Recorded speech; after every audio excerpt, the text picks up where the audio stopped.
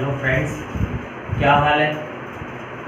आज मैं फिर आपको दूसरा वीडियो लेके आ रहा हूँ वोकैब्स के सिलसिले में, क्योंकि आपको लास्ट वीडियो में भी मैंने आपको समझाया था कि कंपटीशन के क्षेत्र में सबसे ज़्यादा इम्पोर्टेंट रोल आपकी वोकैब्स करती है। इसका एक सीधा जाता सिंपल एग्जांपल ये है कि आप कॉम्प्रहेंशन और क्लोज टेस्ट में है ना, स्पेशली यूपी बोर्ड वालों को बड़ी समस्या होती है। उनका सिर्फ सिंपल एक तरीका है कि आप अपनी वर्ड पावर स्ट्रॉन्ग करें, आप उस कॉम्प्रहेंशन और क्लोज टेस्ट को ट्रांसलेट करें। ट्रांसलेट आप तभी कर पाओगे जब आपको वर्ड पावर आती हो, और ट्रांसलेशन सही हो गया तो आप उसका आंसर आराम से देख पाओगे। तो इसी कड़ी में वोकैब्स के सिलसिले में मैं आप लोगों को है ना सेकंड वीडियो लेके आया हूँ लेक्चर। इसका नाम जो मैंने दिया है लेक्चर 2.0, और वो है होमोफोन। जैसा कि मैंने लास्ट वीडियो में भी बताया था कि मैं कई तरीके से आपको वोकैब बताने की कोशिश करता हूँ, थोड़ा टेस्ट बदल के, ताकि हम लोगों में इंटरेस्ट पैदा हो सके। अगर जिस चीज़ में इंटरेस्ट लगता है तो वो जितनी भी कठिन से कठिन चीज़ होगी वो बहुत ही सिंपल हो जाती है। और in the way of Surya style, logic मेरा जरूर ध्यान दीजिएगा, सुनिएगा। जहाँ अंडरलाइन करूँ उस अंडरलाइन पे आप फोकस कीजिएगा, आपको वोकैब याद करने में थोड़ी आसानी होगी। तो ये लेक्चर 2.0 है, और वो उसका नाम जो मैंने दिया है होमोफोन्स। होमोफोन्स मैंने आपको लास्ट वीडियो में भी समझाया था, जिसका मीन्स होता है same sound but different meanings. Phones में मैंने यहाँ पे आपको है ना ये भी बताया था कि ये फ़ोन एक रूट वर्ड है, और किसी भी स्पेलिंग में अगर फ़ोन आता है तो उसका सेंस साउंड से निकलता है। ठीक, यानी कि जैसे कि मैंने पहला आपको होमोफोन्स लिखा है या 3 वोकैब्स का है। हाँ, एक बात और ध्यान दीजिएगा कि होमोफोन्स एसएससी, एयरफोर्स, बैंक वाले बच्चे बिल्कुल ध्यान दें, क्योंकि ये ज़्यादातर वर्ड आपके फिल इन द ब्लैंक में आते हैं। फिल इन द ब्लैंक में भी अब ग्रामर ना के बराबर रह गई है, उसमें भी ज़्यादातर वोकैब्स के सिलसिले में क्वेश्चन पूछे जाते हैं। और यहाँ पे आपको ज़्यादातर क्वेश्चन आपके ये homophones fill in the blank में होता है। पेपर में नहीं पूछा जाता है कि असेंट का होमोफोन्स बताओ, ये सिर्फ एक वोकैब बताने का तरीका है। तो देखिए, सबसे पहला होमोफोन्स की बात करते हैं हम लोग। मैंने पहला वर्ड असेंट लिखा है, फिर ये असेंट लिखा है, फिर तीसरा वर्ड असेंट लिखा हुआ है। साउंड तीनों का सेम है, लेकिन स्पेलिंग में भी अंतर है और मीन्स में भी अंतर है। सबसे पहले ऊपर के ये 2 असेंट की बात करते हैं। इन दोनों में आप देखिएगा कि एक इन दोनों असेंट में से या इन तीनों असेंट में से एक असेंट वही है जो आप लोग मैथ में असेंडिंग और डिसेंडिंग ऑर्डर पढ़ते हो। लेकिन कंफ्यूजन है कि इसमें वो असेंडिंग या डिसेंडिंग ऑर्डर, मैंने नीचे इसके अपोजिट भी लिखे हुए हैं। देखिए नीचे भी डिसेंट और ये डिसेंट, फिर ये डिसेंट का होमोफोन बनाया हुआ है। इसमें भी 3 में से एक वर्ड जो है वो डिसेंडिंग वर्ड है, जो मैथ में आप पढ़ा करते हो। हिंदी में आरोही क्रम या अवरोही क्रम बोलते हैं। हिंदी में मैं भी कंफ्यूज हो जाता हूँ कि आरोही क्रम क्या होता है, बढ़ता हुआ होता है कि घटता हुआ होता है। खैर पता है मुझे, लेकिन मैं आप लोगों को ऐसे ही समझाने की कोशिश कर रहा हूँ। लेकिन इंग्लिश में मुझे पूरी तरह से क्लियर है। ये देखिएगा कि इन सब स्पेलिंग में आपका ये देखिए बीच में सी है, और सी से ही मैं एक वर्ड बना रहा हूँ यहाँ पे क्लाइंब। ठीक, और इधर भी देखते हैं तो एस के बाद में इधर ये सी है, और इस सी से भी मैं आपको वर्ड बना रहा हूँ क्लाइंब। और इसमें मैंने डी के नीचे अंडरलाइन किया, तो क्या इस वर्ड को हम क्लाइंब डाउन नहीं बोल सकते? और जब ये क्लाइंब डाउन हो गया तो इसमें पहला वर्ड ए है, और अपनी वर्णमाला में ए सबसे ऊपर रखा होता है, यानी कि ये क्लाइंब अप हो गया। यानी ये असेंट इसका जस्ट एंटोनिम डिसेंट है। ये असेंट बढ़ते हुए क्रम में होता है और ये डिसेंट घटते हुए क्रम में होता है। तो मेरे ये अंडरलाइन के हिसाब से आप इसको याद रखना मेरी स्टाइल में। और इसी तरह आगे बढ़ते हैं तो ये असेंट जो होता है इसमें भी मैं एक अंडरलाइन कर रहा हूँ, और ये असेंट हम यूज करते हैं एग्री के सेंस के लिए, सहमति के सेंस के लिए। और इसी का जस्ट अपोजिट हो गया आपका ये डिसेंट। इसके आगे डिस लग गया, यानी कि डिस, मैंने आपको बताया कि कुछ प्रीफिक्स वर्ड होते हैं जो अक्सर वोकैब्स का उल्टा सेंस निकालते हैं। उनमें से DIS भी जुड़ जाता है तो निगेटिव सेंस हो जाता है। यानी इसमें डिस का डिस लग गया तो डिसेंट मतलब आपका ये डिसएग्री हो गया, असहमति हो गई। तो ये दोनों वर्ड, ये दोनों एक दूसरे के एंटोनिम। आगे बढ़ते हैं तो ये असेंट है। असेंट ये आपका वॉइस के सेंस के लिए यूज किया जाता है, साउंड के सेंस के लिए यूज किया जाता है। कभी कभी आप लोग सुन लेते हो कि अमेरिकन असेंट में बात करो तो वो असेंट वर्ड है वॉइस के सेंस में। और ये डिसेंट, ये भी हम लोग अच्छे से बोलते हैं कि यार तुम आज डिसेंट दिख रहे हो, यानी कि सज्जन के सेंस के लिए, जनरस के सेंस के लिए हम इस वर्ड का यूज करते हैं। डन हुए 6 होमोफोन्स। आगे बढ़ते हैं तो अगला मैंने होमोफोन जो लिखा हुआ वो कंटेजियस है, और कंटेजियस में आप लोगों को कोरोना के वर्ड पावर में भी समझा चुका हूँ। कंटेजियस मतलब होता है संक्रमण, जिसे हम बोल सकते हैं स्प्रेड बाय कांटेक्ट। और इसको याद करने का तरीका देखिएगा, मैंने अंडरलाइन किया और इस जगह पे मैंने CT और इसमें ऐड कर दिया, अब मिला के ये हो गया कांटेक्ट, यानी कि जो फैलता है किससे, कांटेक्ट से, संक्रमण होता है इसे। और नीचे जो वर्ड आपको समझाना है मुझे कॉन्टिग्यूअस है। कॉन्टिग्यूअस भी शायद हम लोग पढ़ चुके हैं, इसका मतलब नज़दीक होता है। एक वर्ड भी हम लोग और भी पढ़े थे एडजेसेंट, यानी निकट के सेंस के लिए, नियर के सेंस के लिए। और इसको याद करने का तरीका देखिएगा, जहाँ अंडरलाइन कर रहा हूँ, कॉन्टी मैंने अंडरलाइन किया और उसके आगे मैंने लिख दिया कॉन्टिन्यू। अब पूरा मिला के अगर हम पढ़ते हैं तो कॉन्टिन्यू, यानी देखिए इसी वोकैब्स के अंदर ही इसका मीन्स छिपा हुआ है। अगर आप ये थोड़ा सा ढूंढने में, ये एक तरीका है, बस आप भी अगर इसको फॉलो करें तो थोड़ा सा वोकैब्स को याद करने में आसानी हो जाएगी। तो ये कंटेजियस, स्प्रेड बाय कांटेक्ट, और कॉन्टिग्यूअस यानी कंटिन्यू, यानी लगातार, यानी नजदीक, यानी निकट के सेंस के लिए यूज करते हैं।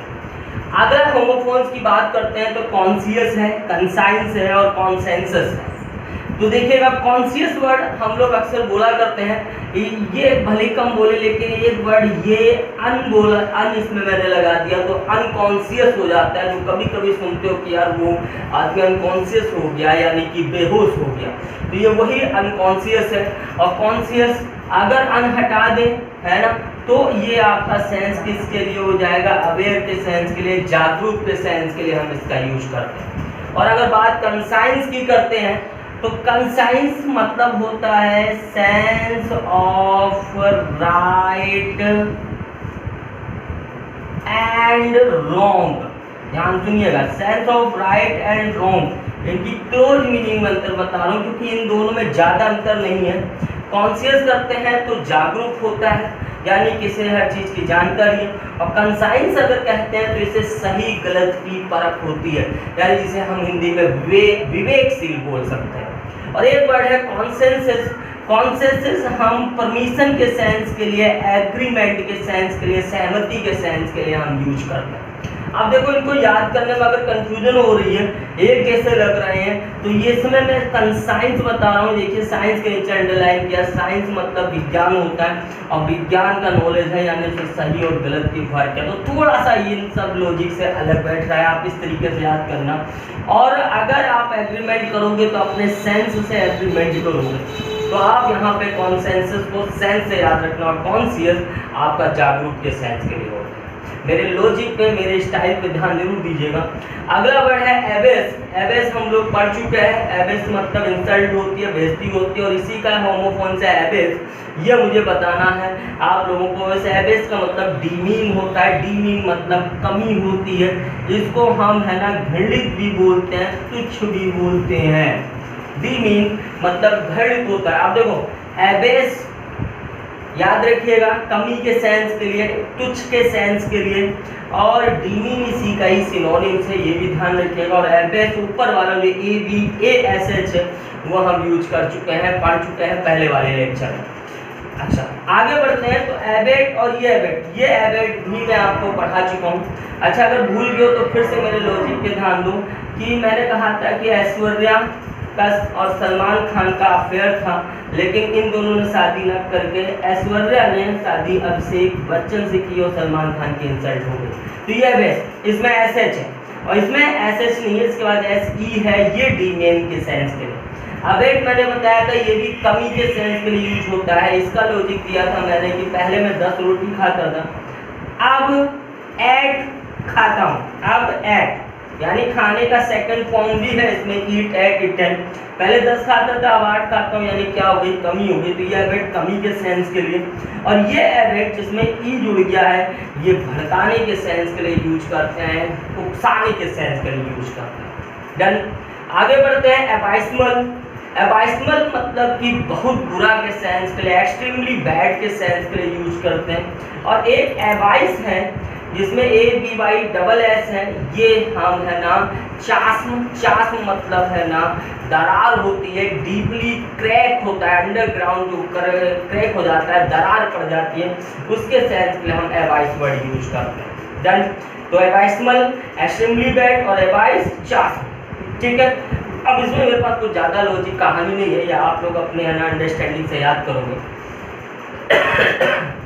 आगे बढ़ते हैं। तो एडवेंट, एडवेंट मतलब स्टार्ट होता है, और इसी का होमोफोन्स है एडवेंसिशियस, यानी हैपनिंग बाय एक्सीडेंट, यानी कोई दुर्घटना हो जाना, वो एडवेंसिशियस कहलाता है। और अगर केवल एडवेंट है तो वो स्टार्ट होता है। और ये देखिए इसमें भी आपका एडवेंट वर्ड आ रहा है।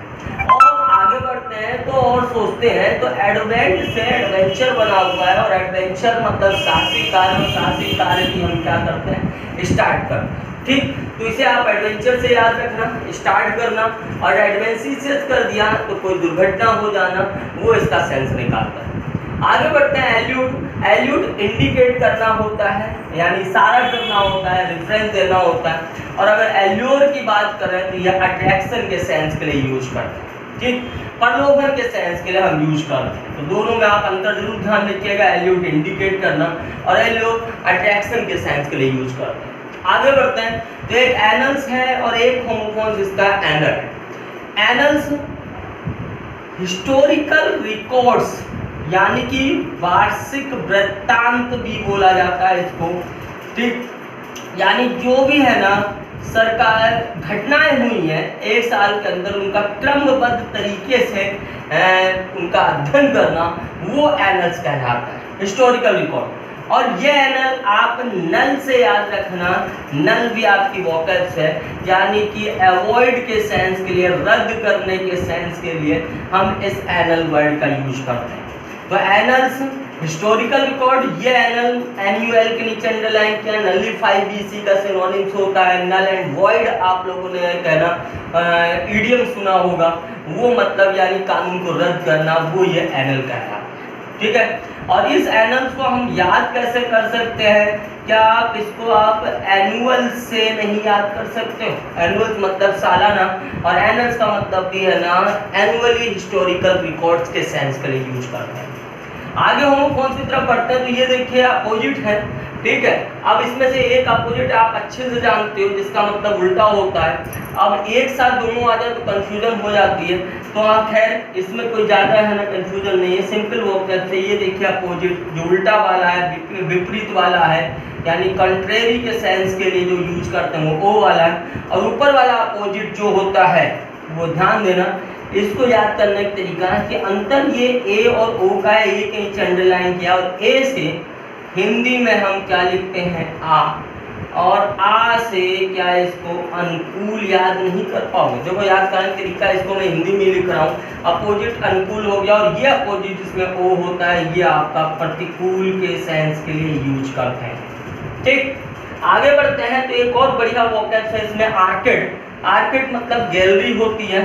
ठीक है। गैलरी जो आप लोग है ना खड़े होते हो अपने घर में, जो गैलरी होती है। ठीक। और एक आर्केन जो होता है वो मिस्टेरियस के सेंस के लिए यूज करते हैं, यानी रहस्यमय के सेंस के लिए यूज करते हैं। तो फिर से देख लो एक बार, आर्केड गैलरी और आर्केन मिस्टेरियस के सेंस के लिए। ऐसे, और ये देखिए ऐसे। एक ऐसे आप लोग बचपन से लिखते चले आ रहे हो, उसकी स्पेलिंग अच्छे से पता होगी आपको, उसमें ESSAY होता है, यानी इसे हम निबंध बोलते हैं। और दूसरा जो ऐसे है, ये एग्जामिन करना होता है, निरीक्षण करना होता है। अंतर सिर्फ इतना है कि इसमें ए है, जो एग्जामिन करने वाला है, निरीक्षण करने वाला है। और निबंध लिखने वाला जो हो गया वो आपका ई से बना हुआ है। तो इस पे आप ध्यान दीजिएगा, ए वाला ऐसे एग्जामिन करना और ई वाला ऐसे निबंध लिखने के सेंस के लिए यूज करते हैं। ये चार होमोफोन ध्यान दीजिएगा, ये एसएससी के पेपर में फिल इन द ब्लैंक में पहले आ चुके हैं। इम्पेयर्ड है, इम्पेयर है, इम्पोज है और इम्पेल, बढ़िया वोकैब्स हैं ये। और इनको याद कराने का तरीका ध्यान देना कि जहाँ जहाँ मैंने अंडरलाइन की है वहाँ आप इसको ज़्यादा फोकस करना। इम्पेयर्ड की बात करें तो मैंने डी के नीचे अंडरलाइन की इस वोकैब्स में, और डी से मतलब होता है डिस्टर्बेंस, यानी कि बाधा, रुकावट के सेंस के लिए हम इससे इम्पेयर्ड का यूज करते हैं। अगला वर्ड है इम्पेयर। इम्पेयर में मैं पी के नीचे अंडरलाइन कर रहा हूँ, पी से ये देखिए पावर है, लेकिन ध्यान देना इम्पेयर मतलब होता है लॉस हिज पावर, यानी कमजोर के सेंस के लिए, वीक के सेंस के लिए हम इम्पेयर यूज करते हैं। इसमें एक तरीका ये भी है कि पेयर मतलब जोड़ा होता है, और इसके आगे लग गया आई एम। तो मैंने आपको बताया कि कुछ प्रीफिक्स अगर वोकैब्स के स्टार्टिंग जुड़ जाते हैं तो उसका अपोजिट सेंस हो जाता है, यानी कि पेयर अब नहीं रहे, अलग अलग हो गए, यानी कि उनकी शक्ति क्या हो गई, कम हो गई। तो इम्पेयर मतलब शक्ति कम हो जाना, पावर कम हो जाना। अगला वर्ड है इम्पोज। इम्पोज स्पेलिंग में IMPOSE ये स्पेलिंग है, और इसमें मैं ई के नीचे अंडरलाइन कर रहा हूँ, और ई से इफेक्ट में इफेक्टिव मैंने लिखा है, यानी प्रभावित करना, इन्फ्लुएंस करना, वो इम्पोज कहलाता है। और एक और तरीका इसको याद करने का है कि इसमें मैं पोज के नीचे पूरा अंडरलाइन कर रहा हूँ, और जब भी आप पोज देते हो तो बिल्कुल स्टाइल में, एटीट्यूड में देते हो, ताकि दूसरा लोग उससे क्या हो, इफेक्टिव हो। तो आप इस पोज से भी इस वर्ड को याद कर सकते हो। अगला है इम्पेल। अब इम्पेल बेटा याद रखना है आपको अपनी स्टाइल में, मेरे पास कुछ ज़्यादा कहानी नहीं है। इम्पेल मतलब उकसाना होता है, इंसाइट करना होता है, भड़काने के सेंस के लिए हम इम्पेल यूज करते हैं। ठीक, चारों वर्ड क्लियर। अंडरलाइन जरूर देखिएगा जहां मैंने किया है, और उसी से आपको याद करने में आसानी। नेक्स्ट है आपका होमोफोन्स। नेग्लिजिबल, नेग्लिजेंट और नेग्लेक्टफुल तीनों सिनोनिम्स हैं, लेकिन इनकी क्लोज मीनिंग में अंतर है। ठीक, फिल इन द ब्लैंक में आने के लिए खूब चांसेस होते हैं इसको। जैसे नेग्लिजिबल की बात करें तो इसका मीन्स निकलता है क्लोज मीनिंग अनइम्पोर्टेंट, यानी जिसमें हम महत्व नहीं देंगे, जिसको इम्पोर्टेंट नहीं समझते हैं, वो नेग्लिजिबल हो। नेग्लिजेंट करते हैं तो ये होती है, ये भी लापरवाही होती है, और इसका मतलब होता है ड्यूटी से लापरवाही करना, कर्तव्य से लापरवाही करना। तो नेग्लिजेंट इन ड्यूटी यानी केयरलेस इन ड्यूटी होता है, वो नेग्लिजेंट के सेंस के लिए यूज करता है। और एक है नेग्लेक्टफुल, और इसका मतलब लापरवाही होती है, हर क्षेत्र में लापरवाही के लिए आप नेग्लेक्टफुल वर्ड यूज करते हैं। तो फिर से एक बार देख लीजिए, नेग्लिजिबल जो इम्पोर्टेंट ना हो, नेग्लिजेंट अगर कर दिया तो केयरलेस इन ड्यूटी, और नेग्लेक्टफुल किया तो वो लापरवाही। इसी तरीके से मैं कुछ होमोफोन्स ये देखिए इस तरीके से लाया हूँ कि थोड़ा बहुत अंतर होने में, इनके सेंस में किस तरीके से अंतर हो जाता है। जैसे एक मैंने वर्ड लिखा है ऑलरेडी, बीच में स्पेस है। ऑलरेडी मतलब सब लोग तैयार है, लेकिन जो हम लोग अक्सर एक वर्ड बोलते हैं ऑलरेडी, उसमें देखिए ये कोई स्पेस नहीं है, पूरा वर्ड है और एक सिंगल एल गायब है, ALREAD। अगर ऑलरेडी बोलते हैं तो इसका मतलब पहले से का सेंस निकलता है, अर्लियर का सेंस। ये एंटोनिम या सिनोनिम पे आने के चांसेस नहीं है, लेकिन ये फिल इन द ब्लैंक में क्लोज टेस्ट में आने के इस तरीके के ऑप्शन जरूर दिख जाते हैं। अगला वर्ड है ऑल टुगेदर। ऑल अलग है, टुगेदर अलग है, यानी इन ए बॉडी, यानी कि हम सब साथ साथ। लेकिन अगर हम इसी ऑल को मिला दें, सिंगल एल हटा के और ऑल टुगेदर बोल दें, तो इसका सेंस पूर्णतया के सेंस के लिए हो जाता है, कंप्लीटली के सेंस के लिए यूज करते हैं। तो दोनों में अंतर देख लेना, ऑल अलग है, टुगेदर अलग है, यानी कि हम साथ साथ, और ऑल टुगेदर मिला दिया गया, एक सिंगल एल हट गया, तो वहां पे कंप्लीटली का सेंस बन जाता है। ब्राइडल और ये ब्राइडल अच्छे से सुनते होगे आप, ये ब्राइडल है ना, मार्केट में भी आप इनमें से एक वर्ड को अच्छे से देखते होगे, और आप लोगों को है ना दिमाग में भी आ रहा होगा कि ब्राइडल मतलब कि दुल्हन के सेंस के लिए यूज करते हैं। मैंने कई सारे ब्यूटी पार्लर भी है ना इस वोकैब्स के नाम से है ना मैंने देखे हैं, लेकिन इनमें से इन दोनों वर्ड में दुल्हन की कौन सी है, तो देखिएगा ऊपर वाली जो ब्राइडल है ये हम दुल्हन संबंधी कहते हैं, ऊपर वाला दुल्हन के लिए, और नीचे वाला ब्राइडल जो होता है ये हम कंट्रोल के सेंस के लिए यूज करते हैं। और देखिए कितना है ना इसमें है ना लॉजिक में जोड़ने की कोशिश कर रहा हूँ अपनी स्टाइल में, कि भैया जैसे कि जहाँ अंडरलाइन कर रहा हूँ, जैसे कि हिंदी में बोलते उसको दाल, जिसकी दाल गल गई उसको क्या मिल गई, दुल्हन। और जब दुल्हन मिल गई तो वो अब आपको क्या करेगी, ब्राइडल। ब्राइडल मतलब क्या है, कंट्रोल करना, तो अब आपको वो क्या करेंगी, कंट्रोल करेंगी। तो दोनों इसी तरीके से आप इसको याद कर सकते हो। DAL के नीचे अंडरलाइन किया, दाल गल गई, दुल्हन मिल गई, और जिसमें DAL नहीं है ये कंट्रोल करना होता है, रेस्ट्रिक्ट करना होता है। आगे बढ़ते हैं तो देखिए सीट, ये सीट और ये सीट, खूब सुनते हो आप। इसमें आप लोग है ना अक्सर है ना न्यूज़ वगैरह सुनते रहते हो कि पाकिस्तान ने है ना सीज फायर का उल्लंघन किया। अब इनमें से कौन सा सीज है आप लोग कुछ सोचो, मैं 20 बता रहा हूँ। स्पेलिंग ध्यान लीजिएगा, CEASE। ये सीज की बात करते हैं तो डिसकंटिन्यू होता है, यानी कि आपका रोकना होता है, डिसकंटिन्यू कर देना, रोकने के लिए। SEIZE ये टू कैच यानी पकड़ना होता है सीज। और नीचे वाले में अंतर सिर्फ इतना कि इधर जेड है और इधर जी है, तो ये सीज कर देना यानी सराउंडेड कर देना, घेर देना। अब ये सब वर्ड आप लोग खुद सुना करते हो। एक तो आपने ये सुना होगा कि पाकिस्तान ने सीज फायर का उल्लंघन किया न्यूज चैनल वगैरह में। दूसरा आप ये भी सुनते हो कि गाड़ी सीज हो गई। तीसरा है ना आप लोग आजकल भी सुन रहे हो कि भैया इलाके सीज किए जा रहे हैं, या सील सुना करते हो आप लोग, ठीक, सील किए जा रहे हैं। तो आप खुद सोचो कि वहाँ पे कौन कौन से वोकल्स की किस जगह पे आ सकता है, ठीक। मीन्स मैंने तीनों का बता दिया, फिर से सुन लो। सीज डिसकंटिन्यू करना, ये सीज SEIZ वाला ये कैच करना, पकड़ना यानी कि, और ये इसमें जी है जिसमें इसमें घेरने का मतलब होता है। तो ऊपर वाला सीज रोकना, बीच वाला सीज जिसमें जेड है पकड़ना, और जिसमें जी है ये घेरने के सेंस में। अगला वर्ड है डिक्राई और डिस्क्राइब, ठीक। अब इसको याद करने का तरीका बताऊं तो पहले तो इसका मीन सुन लो। एक का मतलब होता है आलोचना करना, और एक का मतलब होता है धुंधला दिखाई देना। अब इसमें आलोचना करने वाला कौन सा है, धुंधला दिखाई देने वाला कौन सा है, तो मैं देखिएगा जहाँ वोकल्स में लेटर कुछ अंतर उसी में अंडरलाइन करके आप समझा रहा हूँ। इसमें सी के नीचे अंडरलाइन किया, और सी से आप क्रिटिसाइज याद कर सकते हो, ये देखिए, यानी डिक्राई आलोचना करना। और इसमें एस है, और एस से मैं यहाँ पे सीन लिख सकता हूँ, सीन मतलब देखना, और डी के नीचे अंडरलाइन यानी कि डिमली सीन। तो डिस्क्राइब बोलोगे तो ये धुंधला दिखाई देना, दूर से देखना, यानी इसी वोकल्स के अंदर ही इसका मीन छिपा हुआ है। तो ये डिस्क्राइब डिमली सीन के सेंस के लिए यूज करते हैं। इधर देखिए, आइए इधर बात करते हैं हम लोग। तो ये बहुत सरल होमोफोन्स हैं, तो बोलते हैं हम लोग, लेकिन फिर भी हम लोग कंफ्यूज हो जाते हैं। कॉम्प्लीमेंट देना, कॉम्प्लीमेंट मतलब प्रशंसा करना।